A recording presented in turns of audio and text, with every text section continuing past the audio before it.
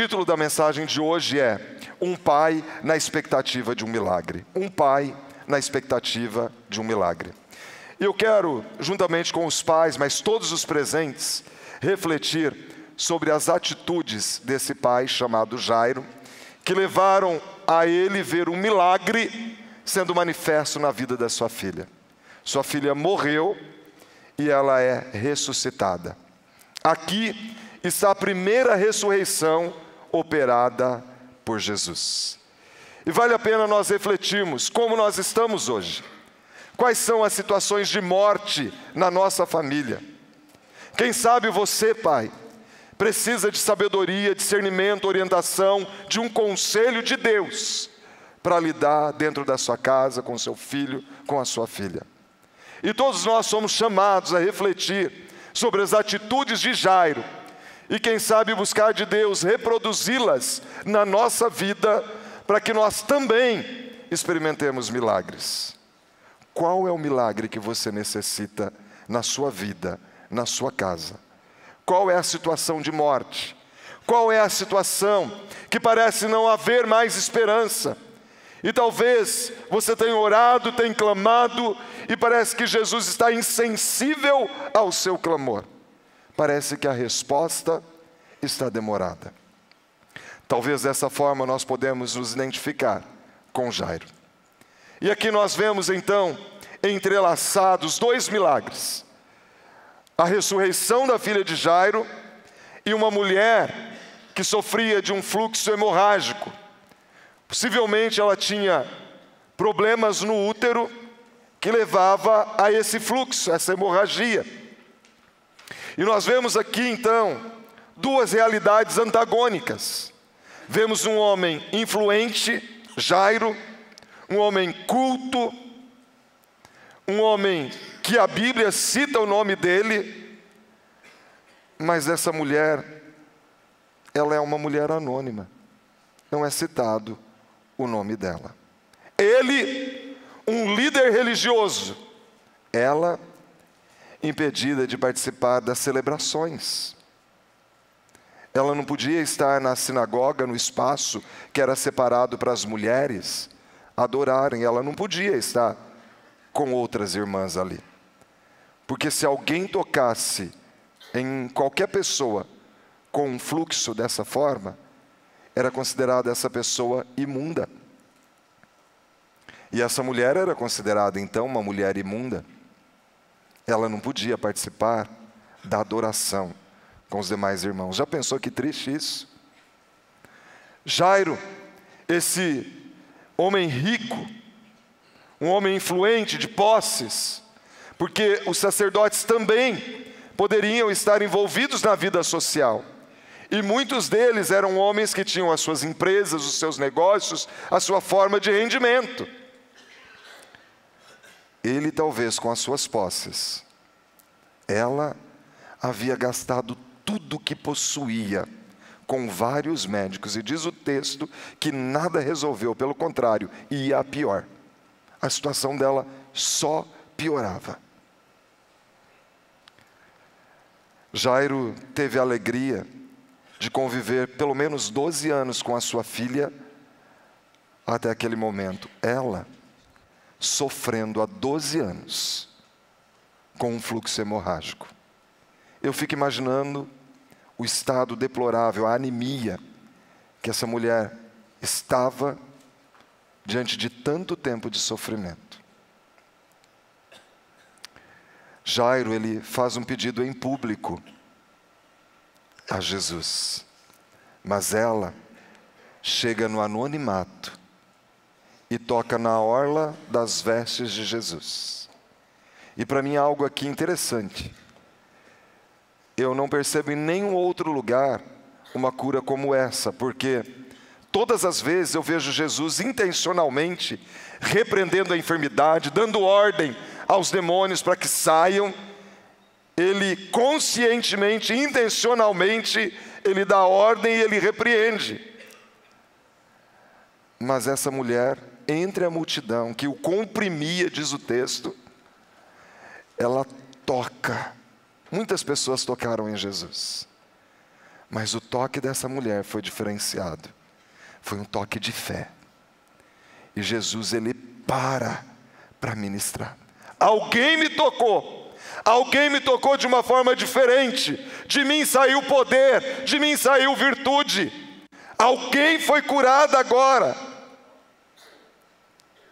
E ele para ministrar àquela mulher. Duas realidades tão distantes, mas duas atitudes de fé. E Jesus atende os dois. Jesus atende os dois. Mas nesse momento, por conta do Dia dos Pais, eu quero focar mais na atitude de Jairo. E talvez tirar lições para mim e para você. Porque Jesus atravessa o mar da Galileia, ou de Genezaré, e ele chega em Gadara, e ele expulsa o demônio de um homem. Aqueles demônios vão parar numa manada de porcos, e os donos dos porcos, porque perderam os porcos, expulsam Jesus de Gadara. Nós não queremos você aqui, nós te rejeitamos aqui na nossa terra. Não reconhecem que ele é o Messias, o Filho de Deus. E Jesus toma o barco e volta para o outro lado. E do outro lado a multidão o espera. Entre eles, esse homem chamado Jairo. Um homem influente. E que toma algumas atitudes relevantes que levaram a experimentar um milagre na vida da sua filha. E ele chega para Jesus. E ele diz: Jesus, a minha filhinha está à morte. Lucas diz que era uma filha única, no relato paralelo do Evangelho de Lucas. Uma única filha que ele tinha, estava à morte. E ele fala: vem Jesus, vai na minha casa, impõe as mãos sobre a minha filha, porque eu tenho esperança que o Senhor indo, ela vai ser curada, ela vai ser salva. Irmãos e irmãs, nós que temos filhos, nós sonhamos com o crescimento, a desenvoltura dos nossos filhos. Eu imagino que Jairo, ele imaginava um dia entrar numa celebração de um casamento, levando no braço a sua filha, entregando para um moço da sua mesma fé, para constituir uma família fundamentada nos mesmos princípios. Ele imaginava que por aquela filha viria a sua descendência. Mas agora, se ela morresse, os seus sonhos iam por água abaixo. Mas quando nós agimos como Jairo, ele ressuscita sonhos. Em Cristo há esperança. Por isso há esperança para você, há esperança para mim.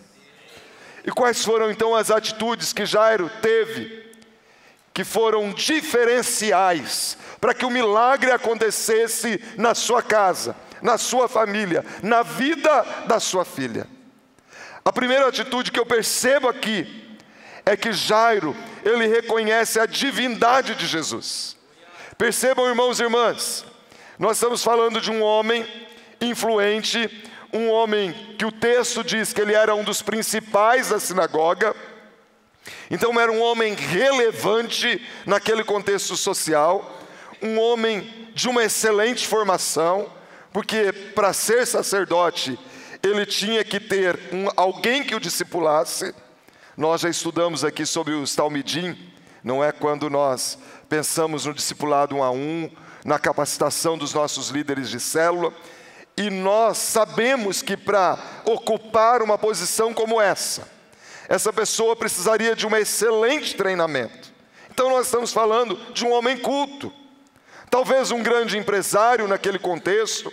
Se nós pensássemos hoje, seria talvez uma pessoa que usasse as melhores roupas, morasse nos melhores condomínios, tivesse os melhores carros, uma pessoa de destaque. E Jairo, ele rompeu com o preconceito. E se ele era um homem de posses, possivelmente ele tenha levado a sua filhinha em diversos médicos, em muitos médicos. O texto não fala necessariamente qual era a situação, Diz que ela tinha 12 anos. Nós não sabemos há quanto tempo ela estava sofrendo. Mas eu imagino que ele já havia levado nos melhores, naqueles que ele tinha referência, nos mais famosos da sua época.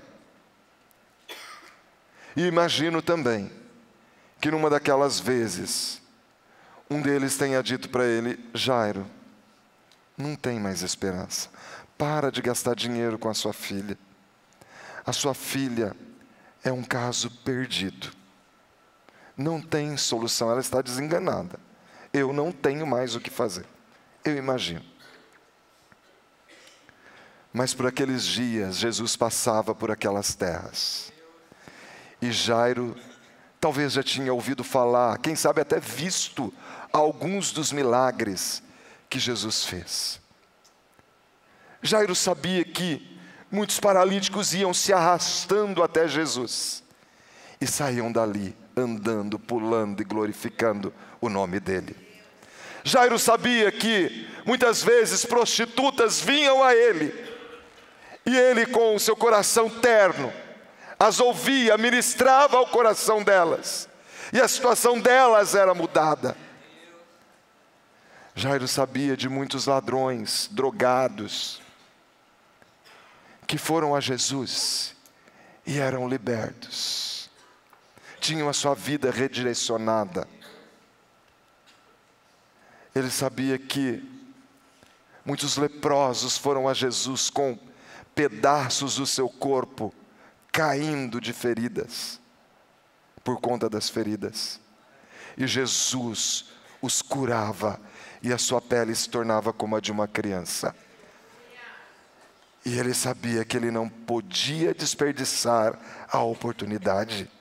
E ele vai até Jesus. E diz o texto que ele chega e ele se prostra diante de Jesus. Mateus, o evangelista Mateus, diz que ele adorou a Jesus. E por que é relevante nós compreendermos isso? Porque um judeu jamais se curvaria diante de outro ser humano. Jamais ele faria isso. Sabe por que Jairo fez isso? Porque ele entendeu que Jesus não era mais um dos profetas. Jesus não era mais um dos profetas como Buda, Maomé, Kardec, Confúcio, qualquer líder ou fundador de religião. Ele entendeu que Jesus é Deus. Jesus é o Filho do Deus vivo. E por isso ele se lança diante de Jesus, ele adora Jesus, ele clama a Jesus: Jesus, vamos até a minha casa, impõe as mãos sobre a minha filha e ela vai ser salva, ela vai ser curada. Jesus, tu és a minha esperança. Meu irmão, minha irmã, eu e você precisamos reconhecer que Jesus é Deus. Ele é o único caminho para eu e você irmos ao Pai. Não tem outro mediador que não Jesus. Não tem outro nome pelo qual importa que sejamos salvos. E nós precisamos viver nessa esperança, porque Jesus, ele muda as circunstâncias. Então Jairo, ele vai até Jesus. Jesus é a esperança de Jairo. Ele rompe com o seu status, ele rompe com a sua posição. Ele entende que talvez muitos pudessem criticar. Vale a pena entender que até hoje o povo judeu não compreendeu que Jesus é o Messias.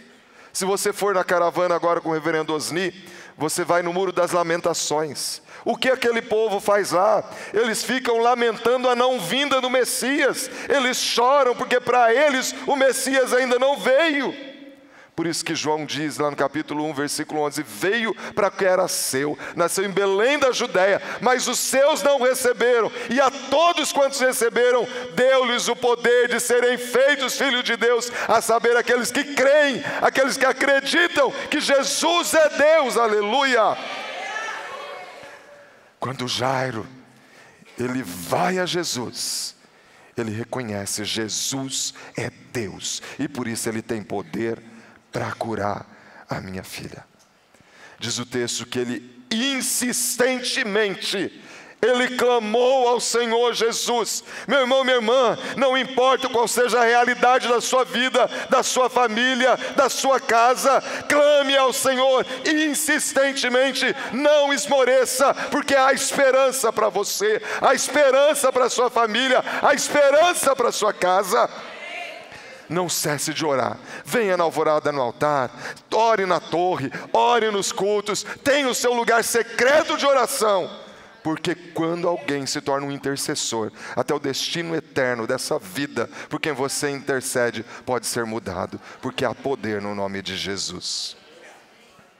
Então Jairo reconhece a divindade de Jesus. Mas Jairo, a segunda verdade que eu quero compartilhar com você, é que Jairo, ele crê contra as circunstâncias. Sabe que, aqui no versículo 35, olha lá, diz assim: falava ele ainda, quando chegaram alguns da casa do chefe da sinagoga, a quem disseram: tua filha já morreu, porque ainda incomodas o mestre?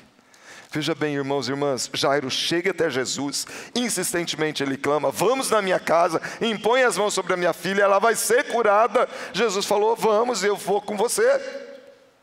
Diz o texto que Jesus foi com ele. Mas no meio do caminho, vem então aquela mulher e toca na orla das vestes de Jesus. Diz o texto que as multidões, ou a multidão, o comprimia. Então eu imagino Jesus caminhando e vencendo.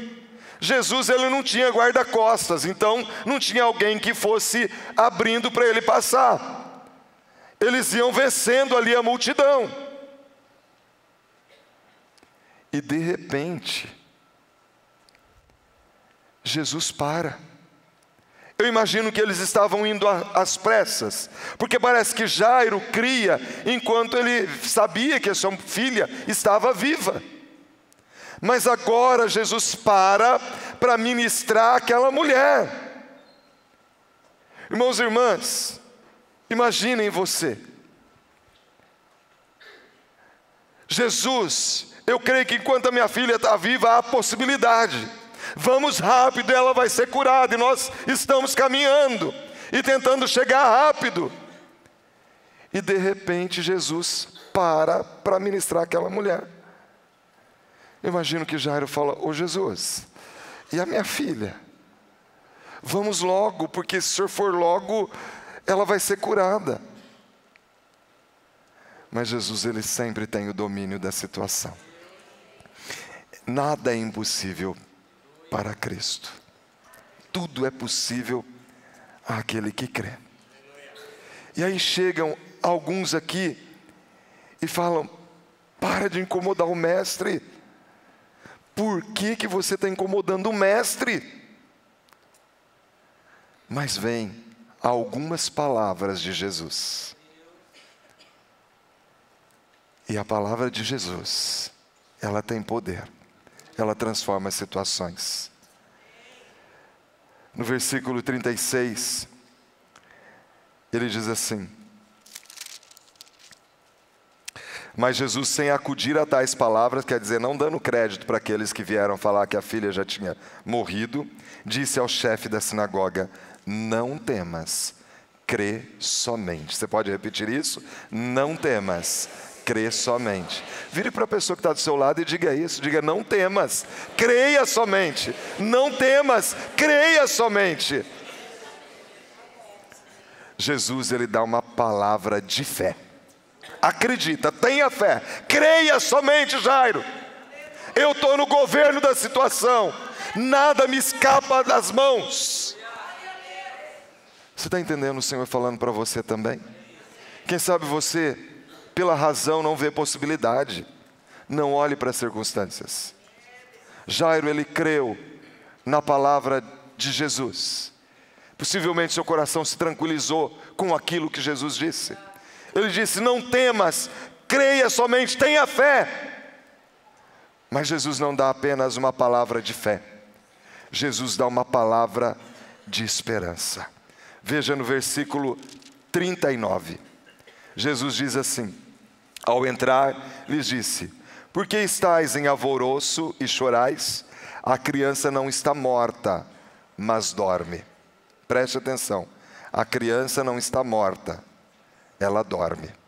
E aqui nós não temos base nenhuma para fundamentar alguma doutrina de que quem morre está dormindo. O ponto aqui é que Jesus está dizendo para Jairo: Jairo, para mim, ressuscitar uma pessoa morta é como você que vai acordar alguém que está dormindo. Você chega lá e fala: ô menina, acorda. E ela acorda e levanta. Embora alguns adolescentes aqui, né, nem sempre é tão rápido assim, não é? Porque o texto aqui diz que a menina imediatamente se levantou quando o Senhor deu a ordem. Mas Jesus traz uma palavra de esperança. Tem possibilidade. Tem uma situação aqui que eu estou no controle e eu dou uma ordem e ela volta à vida. Fique em paz, Jairo. Jesus dá uma palavra de poder. Ele dá uma ordem para a menina. Talitá cumi. Menina, eu te mando. Levanta. E aquela que estava morta voltou à vida. Ela foi ressurreta de entre os mortos. Então, irmãos e irmãs, eu e você não podemos olhar para as circunstâncias. Nós precisamos olhar para a palavra de poder que é dada a nós, a palavra de esperança, a palavra de fé que o Senhor tem para nós. Ele é o socorro presente na tribulação. Céus e terra podem passar, mas essa palavra ela não passa, ela se cumpre na nossa vida. A quem eu e você temos dado crédito? Às circunstâncias ou à palavra do Senhor? Então Jairo, ele reconhece a divindade de Jesus, ele não olha para as circunstâncias, ele crê. Mas Jairo, ele não tem medo da má notícia, ele não teme a má notícia. Mesmo que talvez todos tenham dito: olha, ela vai morrer, Jairo, ele se lembrou de uma esperança: Jesus. Uma esperança. Jesus é a minha esperança. Sabe que ali, no hangar que foi derrubado agora, nós tínhamos ali uma placa bem grande, escrito: Jesus, a única esperança. Será que você pode repetir isso? Jesus, a única esperança. Quando nós pensamos que tudo acabou, sempre nos resta uma esperança. Em Cristo há esperança. Na verdade, Ele deve ser o primeiro a ser invocado na nossa vida. O tempo todo Ele deve ser o primeiro a ser buscado. Lá no Salmo 112, versículo 7, a palavra de Deus nos diz assim: o justo não teme más notícias, o seu coração está firme, confiando no Senhor. O seu coração está firme, confiando no Senhor. Quando Jesus vai conosco, nós não precisamos nos impressionar com os sinais de morte, porque Ele sempre tem uma palavra de vida. Aqui no versículo 39 nós podemos ver isso. A criança não dorme, não está morta, mas ela dorme. E Ele dá uma ordem e ela ressuscita. E aí no versículo 42 diz que imediatamente a menina se levantou e pôs-se a andar, pois tinha 12 anos. Então ficaram todos sobremaneiras admirados. Irmãos e irmãs, prestem atenção. O povo já estava curtindo o luto. No versículo 38 diz que eles choravam. Chegando à casa do chefe da sinagoga, viu Jesus o alvoroço, os que choravam e os que pranteavam muito. Já estavam lá os pranteadores. Naquela época era comum contratar pessoas para chorar em velório. Já pensou nisso? Né? Contratavam lá as chamadas carpideiras para chorar no funeral, os que pranteavam. Já estavam lá as mulheres que choravam em funeral. O povo já estava sentindo a dor do luto. Mas Jesus chega e Ele traz vida. Onde Jesus chega, Ele traz vida. Ele muda a história. Ele muda a realidade. Muitos vieram com más notícias. Muitos destruidores de sonho. Como muitas vezes, tem algumas pessoas que falam assim: Por que esse negócio você está vindo aí todo dia na alvorada no altar, fazer campanha? Para com isso não vai mudar a vida de ninguém. Irmãos e irmãs, 1 Coríntios 1,18 diz que certamente a palavra da cruz é loucura para aqueles que se perdem, mas para nós que somos salvos é poder de Deus. Essa palavra é poder de Deus para a nossa vida. Por isso nós não esmorecemos. A Bíblia diz que na oração nós devemos ser perseverantes. Nós não temos medo da má notícia, porque a nossa confiança está no Senhor, aquele que do nada trouxe tudo à existência, e Ele pode mudar qualquer história e qualquer realidade. Tudo é possível àquele que crê. Qual é a situação que precisa ser diferente na sua casa? Creia que porque Jesus é Deus, Ele tem poder de fazer qualquer coisa. Qualquer coisa. Nada é demasiadamente difícil para Deus. Creia contra as circunstâncias, mesmo que você não veja um sinal do favor de Deus. Persevere crendo, sem esmorecer. Não tenha medo da má notícia, porque a má notícia de Jairo foi mudada quando ele foi a Jesus. Qual é a situação que precisa ser mudada na sua casa e na sua família?